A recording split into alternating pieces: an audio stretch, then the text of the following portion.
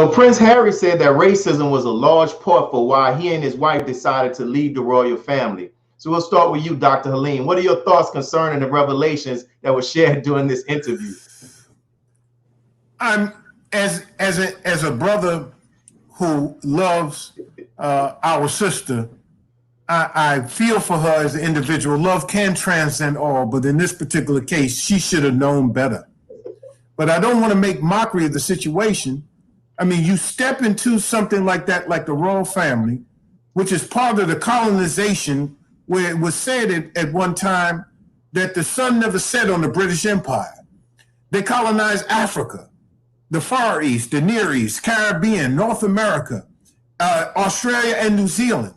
They helped wipe out the indigenous populations in those areas, and there are still black people for instance, in African countries that still wear white wigs. I mean, the stench, the skunk stench of the colonization, and still many of them are part of the Commonwealth, which is colonization light. So she should have known better, but I can understand how love can transcend all. But this really is something that is taking up too much oxygen in our social media and our news. And we really should focus on the root problem, which is white supremacy, colonization, and Western hegemony in terms of the darker people of the world. Yes, sir. So Dr. Assad, I saw you on social media. You were already getting into it. What are your thoughts, my brother?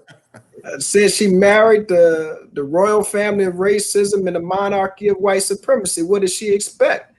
The man that she married was pictured 3 or 4 years ago, or maybe 5 or 6 years ago when he was in college wearing a Nazi uniform. What did she expect? I think the problem with our dear sister, and I love her, and I love everybody, but I think the problem with our dear sister is that she has benefited from being a light-skinned sister who presents white in the United States of America. And there's a certain privilege that comes along with that.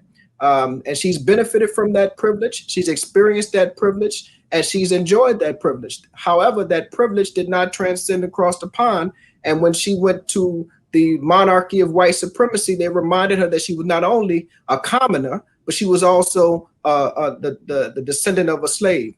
And I think that's what caused her her suicidal ideation and her mental anguish. It was not necessarily the racism that she faced. It was the rejection of her privilege.